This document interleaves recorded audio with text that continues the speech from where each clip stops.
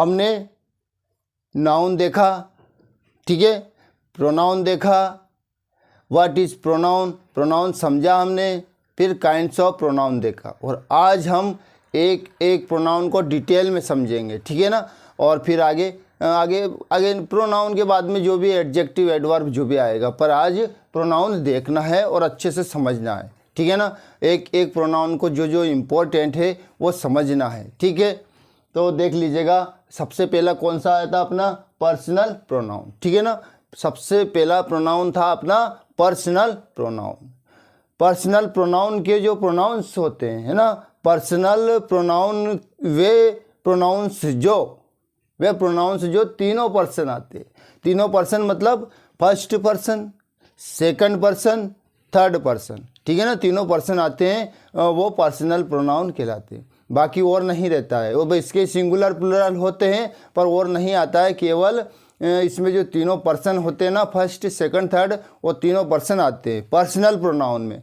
तो आप समझेंगे पर्सनल प्रोनाउन है, ठीक है, उसमें तीनों वचन तीनों नंबर आते हैं, फर्स्ट पर्सन, तीनों पर्सन आते हैं, सेकंड पर्सन, थर्ड पर्सन, ठीक है ना। इसका सिंगुलर फर्स्ट पर्सन का आई होता है, सेकंड पर्सन का यू होता है, थर्ड पर्सन का ही शी इट होता है।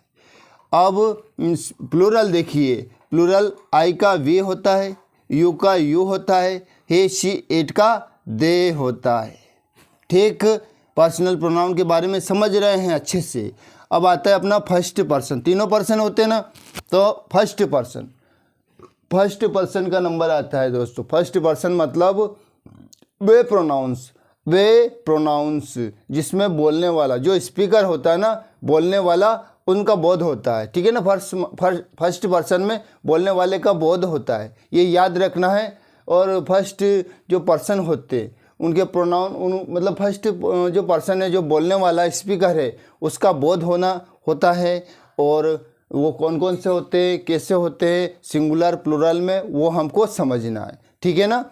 तो फर्स्ट पर्सन में देख लीजिएगा, नंबर, सिंगुलर और प्लूरल, नॉमिनेटिव केस, ठीक है ना। फर्स्ट देख लीजिएगा, फर्स्ट पर्सन में जो नंबर है सिंगुलर और प्लूरल। नॉमिनेटिव केस में सिंगुलर होता है आई और प्लूरल में होता है वी, ठीक है ना। ये होता है क्या, नॉमिनेटिव केस में। और ऑब्जेक्टिव केस में क्या होता है, आई का मी होता है, वी का अस होता है। याद रखना दोस्तों, ये बहुत काम आते हैं आगे से, बहुत सारी संरचनाओं में बहुत काम आते हैं। कि नॉमिनेटिव केस में तो ये सब्जेक्ट के रूप में एज आ सब्जेक्ट काम करते हैं, और ये एज आ ऑब्जेक्ट काम करते हैं, ठीक है ना। तो ऑब्जेक्टिव केस जैसे अपन बोलते हैं ना, कई बार पैसिव में, एक्टिव में आते हैं, हर जगह आते हैं ना, तो ये बहुत काम आते हैं दोस्तों, ठीक है ना। ऑब्जेक्टिव केस में आई का मी होता है और वी का अस होता है। ये भी हमें बहुत अच्छे से याद होना है, क्योंकि ऑब्जेक्टिव केस और नॉमिनेटिव केस याद होना बहुत ज़रूरी है, क्योंकि आगे पैसिव में, नरेशन में, हर चीज़ में काम आएगा। अब पॉसेसिव केस में देख लीजिएगा, पॉसेसिव एडजेक्टिव, आई का क्या होता है पॉसेसिव में, माई होता है सिंगुलर, और वी का क्या होता है प्लूरल में, ये इसमें पॉसेसिव एडजेक्टिव में अवर होता है दोस्तों, ये याद रखना है, ठीक है ना। आई का माई होता है और वी का अवर होता है, किसमें, पॉसेसिव एडजेक्टिव में होता है।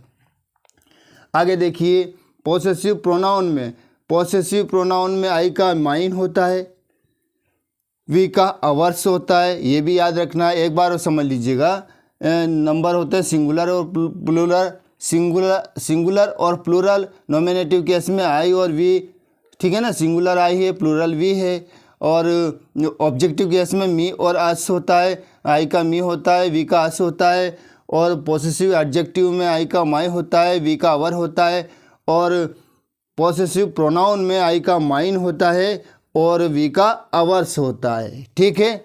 अब आते हैं हम सेकंड पर्सन पर। फर्स्ट पर्सन हो गया हमारा कंप्लीट, सेकंड पर्सन पे आते हैं। सेकंड पर्सन मतलब वे प्रोनाउन जिससे सुनने वाले मतलब ऑडियंस, सुनने वाले क्या, ऑडियंस, व्यक्ति का, ऑडियंस का बोध होता है। सेकंड पर्सन किससे जिसमें ऑडियंस का बोध होता है, ठीक है ना, वो सेकंड पर्सन के प्रोनाउन होते हैं। जैसे देख लीजिएगा, सेकंड पर्सन की बात कर रहे हैं हम, नाउन है, नंबर है, सिंगुलर है, प्लूरल है।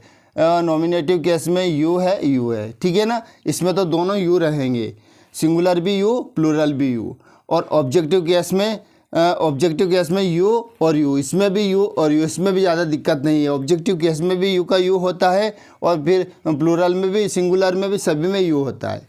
अब पॉसेसिव एडजेक्टिव में देख लीजिएगा, यू का योर हो जाता है, यू का क्या हो जाता है, योर हो जाता है। और इनसे प्लूरल में भी यू का योर हो जाता है।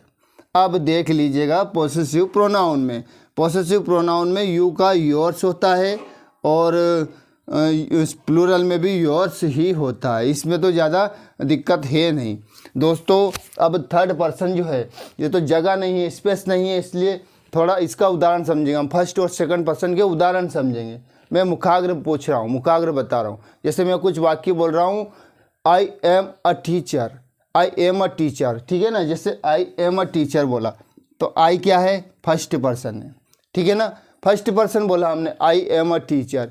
और that book is mine, mine क्या है, ये भी फर्स्ट पर्सन है, अभी देखा हमने, फर्स्ट पर्सन भी है और पॉसेसिव प्रोनाउन है, पॉसेसिव प्रोनाउन है। आई का प्लूरल बोला है, माइन है, मतलब यानी आई का माइन होता है पॉसेसिव प्रोनाउन में, ठीक है ना। ऐसे सेकंड पर्सन का भी देख लो थोड़ा सा, यू आर अ लेबोरियस, तो यू क्या है, सेकंड पर्सन है। दिस बुक इज योर्स, तो योर्स भी सेकंड पर्सन है। और दिस इज योर बुक, ये भी सेकंड पर्सन है, योर, ठीक है ना। अब थर्ड पर्सन देखेंगे और आगे का प्रोनाउन देखेंगे। थैंक